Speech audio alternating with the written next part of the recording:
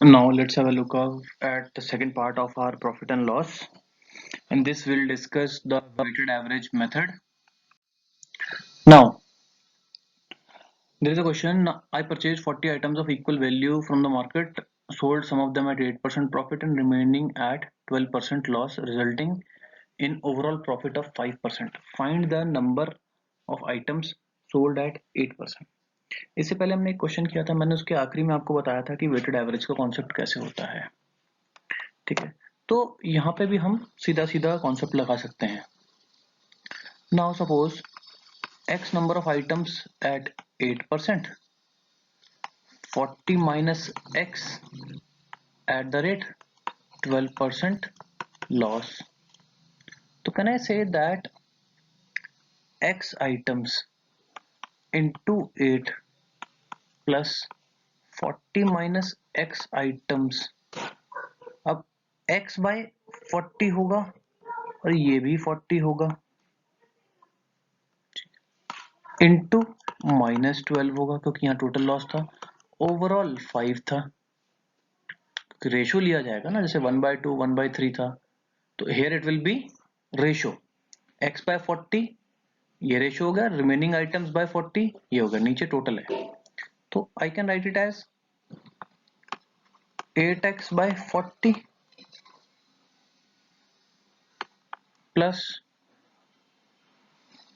now it will be 12x by 40 and minus 480 by 40 equals to 5. Clear? We can solve it very easily.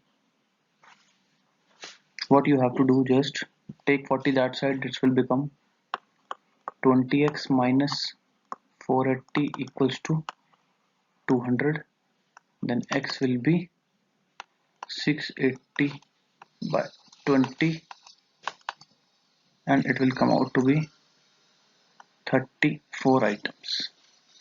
34 items were at 8% profit. This is called a method of weighted average. Let's have a look at another one. A person purchased 50 eggs from the market, 15 eggs broke on the way and the remaining were sold at 40% profit.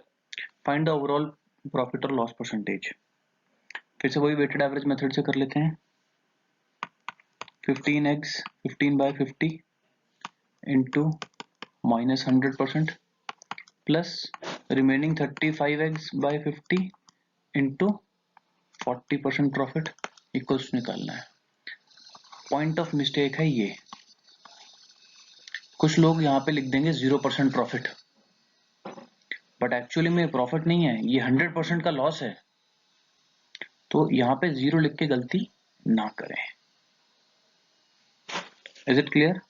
Then we can clearly say that it will be -30 and this one will become 5 7 5 10, it will be around 5 7 4 28 minus 2%, यानी 2% loss is there in the total transaction.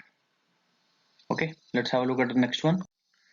Now another type of question is when the cost price of some articles is equal to the selling price of few articles. ना तो cost price होती है ना selling price होती है, but इतना बता देते हैं कि कॉस्ट प्राइस कुछ आर्टिकल्स की इतने आर्टिकल्स के सेलिंग प्राइस के बराबर है. ठीक है, नाउ इसमें है दो मेथड. पहला है ओवरऑल प्रॉफिट एंड लॉस आप कैसे निकालेंगे, buying quantity minus selling quantity divide by selling quantity into 100. दो मेथड देखेंगे, दोनों को कंपेयर करेंगे. देखना, बाइंग क्वांटिटी हमारी 8 है, सेलिंग 9 है, डिवाइड बाय 9 है इनटू 100. खुद सोचिए ना, जितने के आपने 8 खरीदे उतने के आपने 9 बेच दिए, मतलब एक एक्स्ट्रा ही बेच दिया उतनी ही कॉस्ट में, तो ऑब्वियसली लॉस तो हुआ ही होगा.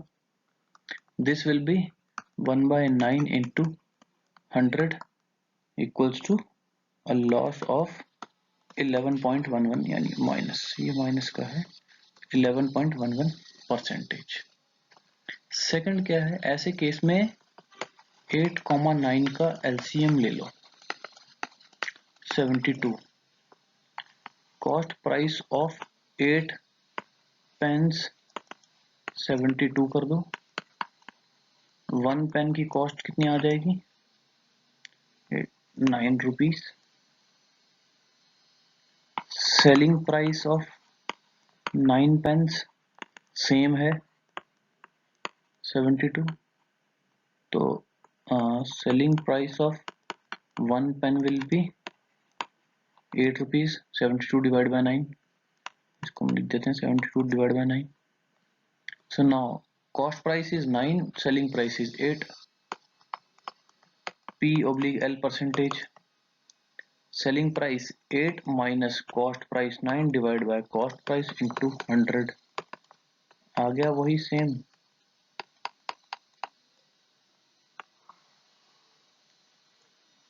सेम ही है, that is why we are using this formula, buying quantity minus selling quantity by selling quantity into 100।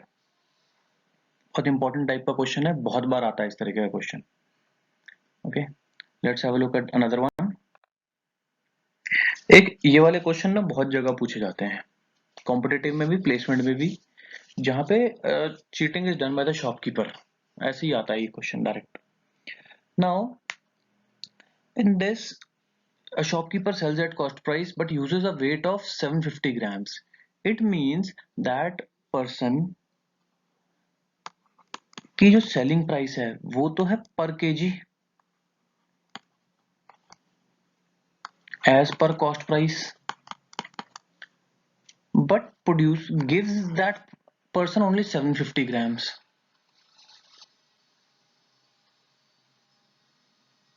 Okay, तो इसमें प्रॉफिट और लॉस कितना आएगा? नॉर्मल हमारा फॉर्मूला क्या है, selling price minus cost price divide by cost price into 100।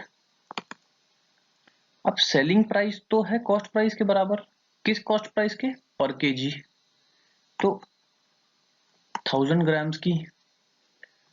Cost price किसकी actual में मानी जाएगी, जितना सामान शॉपकीपर ने सेल किया है, एक्चुअल में तो इतना ही सेल किया है, और कॉस्ट प्राइस भी एक्चुअल में उसी की मानी जाएगी। तो this is done on the total transaction.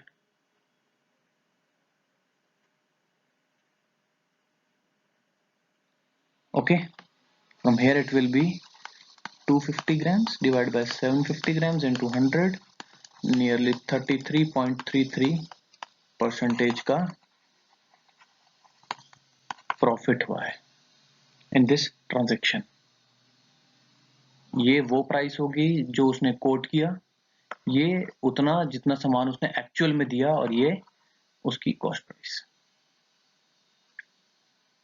Okay, in such cases let's have a look at another one.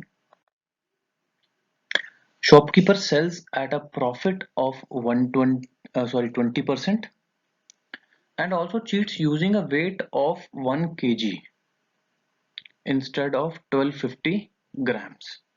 Find profit or loss percentage। देखिए, अब यहाँ पे दो तरीके से हो जाएगा ये। एक तो हम पहले उसकी सेलिंग प्राइस अज्यूम कर लें, दूसरा आप सिर्फ पहले यहाँ से निकालो कि उसका प्रॉफिट परसेंटेज कितना आएगा। अभी हमने पिछली बार में किया, ये एक्चुअल की सेलिंग प्राइस 1 kg यानी 1000 ग्राम्स, ये एक्चुअल में उसने उसे दिया चीटिंग करने के बाद, और 1000 ग्राम्स की कॉस्ट प्राइस लगेगी into 100, so this will come out to be 250 by 1000 into 100, that is nearly 25% का प्रॉफिट तो एक है, 20% का प्रॉफिट एक है, तो सक्सेसिव परसेंटेज रूल से 25 प्लस 20 प्लस 25 इंटू 20 बाई 100 करेंगे तो टोटल आएगा 50% का profit. Overall profit is 50%। Got it?